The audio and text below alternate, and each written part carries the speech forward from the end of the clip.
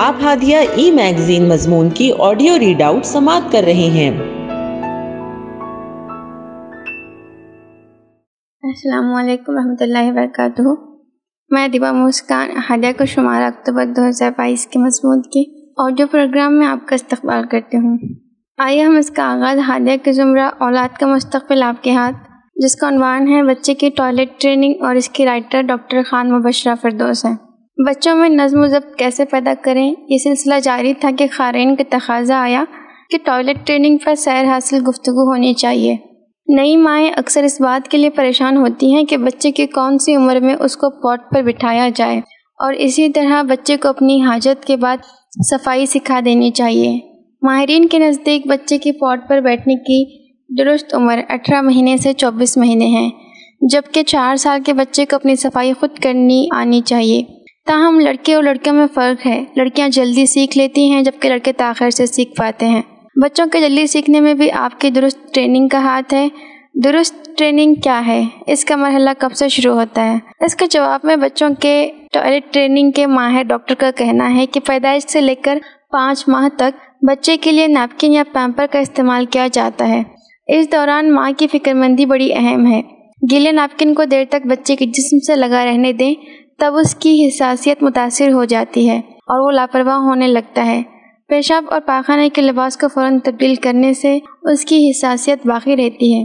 یاد رہے، پاکی اور نظافت کا تصور اسلام بھی ہم سے یہی تقاضا کرتا ہے کہ ہم بچے کی گندگی کو فوراً اس سے ہٹا کر اسے پاک اور صاف کر دیں۔ مائیں یا دیگر دیکھ بھال کرنے والے افراد ڈاکٹر کے انفیکشن سے ڈرانے کی وجہ سے 40 دنوں کے دوران اگر اہتمام کر بھی لیں تو بعد میں خود بھی لاپرواہ ہو جاتے ہیں اور بچے کو بھی لاپرواہ بنا دیتے ہیں۔ اسلام کا تصور پاکی نفاست کا حکم دیتا ہے۔ نیز بچوں کی نفسیات کے ماہر و محقق ڈاکٹر جیمز واٹ کا بھی کہنا ہے، حساسیت احساس ذمہ داری کی بنیاد ہے۔ حس کا ختم ہونا احساس ذمہ داری کو ختم کر کے آپ کو لاپرواہ بنا دیتا ہے۔ اسلام کا نظام پاکی اس حساسیت کی آبیاری کرتا ہے، اس حد تک کرتا ہے کہ گیلا نیپکن بچے سے ہٹا دیں تو اس کی حساسیت باقی رہے گی، وہ آگے زندگی میں احساس ذمہ داری رکھے گا اور یہ احساس ہر شعبے میں نظر آئے گا۔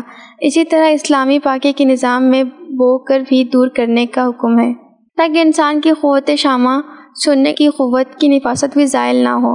مشاہدے میں یہ بات آئی ہے کہ کئی مائیں نوزائیدہ اور شیرخوار بچوں کے پیشاب کو ناپاکی نہ سمجھتے ہوئے نیپکن کو بغیر دھوئے سکھا کر دوبارہ استعمال کر لیتی ہیں۔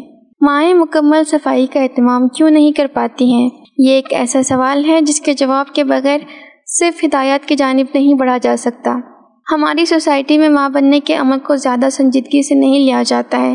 سنجیدہ نہ لینے کا رواج بزرگ ساسیں یہ کہتے ہوئے ڈالتی ہیں کہ ہم نے بھی بچوں کو بڑا کیا اور پالا ہے، یہ کوئی بڑا مسئلہ نہیں ہے، جبکہ حساس ساسیں اپنے بچوں کی لمحہ لمحہ دیکھ بھال کر چکی ہوتی ہیں۔ بہوؤں کو بھی دیگر کاموں سے رخصت دیتے ہوئے کہتی ہیں کہ آپ صرف اپنے بچے پر توجہ دیں۔ یہ جملے آپ کو حساسیت اور احساس ذمہ داری سے پر ماضی کی داستان سنا دیتے ہیں۔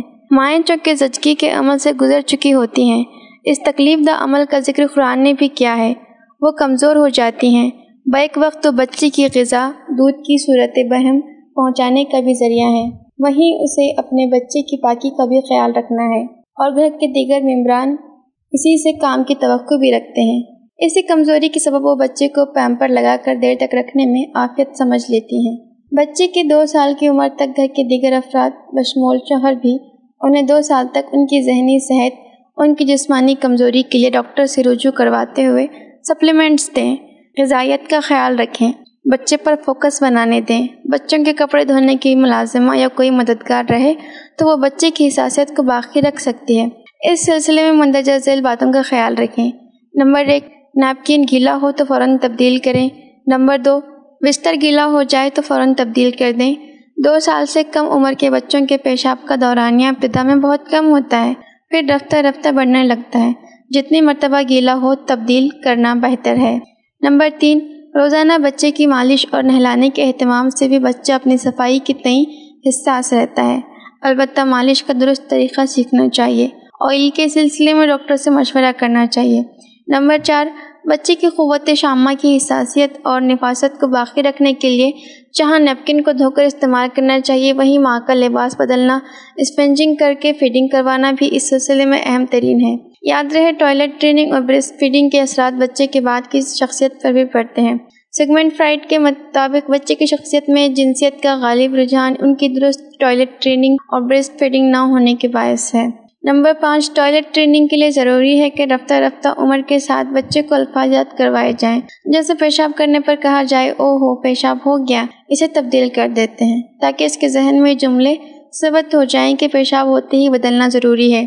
جملے میں ہو گیا استعمال کیا جائے، کر دیا نہ کہا جائے۔ کر دیا لفظ احساس جرم کی جانب اشارہ کرتا ہے۔ ہلکا ہی صحیح نومولود کی اسفنجنگ کے بعد نیپکن تبدیل کر دیا جائے۔ عمر 5 ماہ سے زیادہ ہو تو نیم گرم پانی سے پیشاب کے بعد بھی دھلا کر ہی تبدیل کیا جائے۔ نمبر 6، 2 سال سے پہلے چونکہ آپ رفتہ رفتہ بچے کو اپنی صفائی سے متعلق خود مختار بنانے کا ایجنڈا رکھتے ہیں تو اہتمام ہو کہ بہت ٹائٹ الاسٹک کا ٹراؤزر نہ پہننا ہے، ہلکا پھلکا ہو، جلدی نکلنے والا ہو۔ آپ نے ابتدا سے ہی اہتمام کیا ہے تو بچہ 7 تا 8 ماہ کی عمر میں اپنی ضروریات کا اشارہ کرنے لگے گا۔ نمبر 7، اسی طرح فراغت کے لیے لفظ پوٹی استعمال کر رہے ہوں تو گھر کے دیگر افراد بھی وہی لفظ کہیں تاکہ بچے کا دماغ اس لفظ اور ایکشن کو سیکھ سکے۔ بچے کی فراغت کے وقت بو آ رہی ہے، اس پر برا منہ نہ بنایا جائے بلکہ خوشی کا اظہار کیا جائے تاکہ وہ احساس جرم کا شکار نہ ہو۔ حتیٰ آمیز انداز سے بچے کی عزت نفس مجروح ہوتی ہے۔ عملی زندگی میں بے شمار مثالیں دیکھی ہیں۔ بچے کو گھر کے بزرگ گود میں لینے سے ایسے گریز کرتے ہیں جیسے کوئی چھوت کی بیماری کا شکار ہو۔ نماز کے کپڑے ہیں، پیشاب کر دے گا، نماز کی جگہ پر نہ ہو، بستر سے اتار دو، پیشاب کر دے گا۔ آپ کے نزدیک یہ صفائی پاکی ہے جبکہ اس معصوم بچے کو آپ نے مجروح کیا ہے، اس پر آپ کے لہجے کے بڑی تکلیف دہ اثرات ہوتے ہیں۔ آپ گھر کے بزرگ ہیں، والدین ہیں، چاچا، ماما، خالہ، پھوپھی یا دیگر بھائی بہن مل کر سپورٹ سسٹم بنائیں۔ آپ سبھی کے اثرات بچے کی تربیت میں شامل ہیں۔ ان ڈکلیئر سپورٹ سسٹم بنانے کے لیے کہنے کے بجائے کہ نماز کی جگہ ہے پیشاب کر دے گا، یہ کہیں بیٹا اگر سوسو آ جائے تو نیچے اتر جائیں یا ہمیں اشارہ کر دیں۔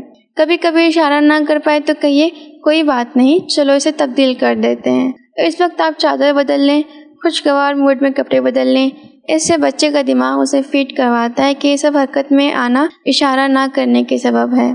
سیکھنے کے عمل کو آسان بنانے سے بچے کی شخصیت مضبوط ہوتی ہے، عزت نفس مجروح نہیں ہوتی۔ نمبر 8، 1 سال کے بچے کے لیے مخصوص پاٹ لے آئیں۔ اسے پاٹ پر بیٹھنا ضرورت سے محسوس ہو تو اشارہ کرنا سکھائیں۔ اشارہ کرنے کے بعد سارے کام چھوڑ کر اس کے پاس دوڑ کر جائیں۔ آپ کے خوشگوار موڈ میں سنجیدہ لینے کا جو اثر ہے اس کی باڈی لینگویج بھی بچے کے لیے احساس ذمہ داری کا اشارہ ہے۔ نمبر 9، پوٹی کے پاٹ استعمال کرنے والے بچے کی صفائی آپ کرتی ہیں، اس کے باوجود 4 سال تک آپ فراغت کے بعد واش بیسن پر بچے کو ہینڈ واش سے ہاتھ دھونے کی عادت ڈالیں۔ آپ سوچیں گے کہ بچے نے تو ہاتھ لگایا ہی نہیں، آپ نے دھلایا تب کیا ضروری ہے، لیکن چونکہ یہ بات کے لیے کی جانے والی تربیت کا حصہ ہے اس لیے آپ اسے عادی بنانے کے لیے اس طرح ہاتھ دھونے کی عادت ڈالیں۔ پیمپر کی بے فکری نے ماؤں کو آرام پہنچایا اور بچوں کو لاپرواہ بنا دیا ہے۔ بظاہر نظر آنے والی بے فکری بچے کی زندگی کے ہر شعبے سے حساسیت اور احساس ذمہ داری کے رخصت کا موجب ہے۔ ہادیہ مضمون کی آڈیو سماعت کرنے کے لیے شکریہ۔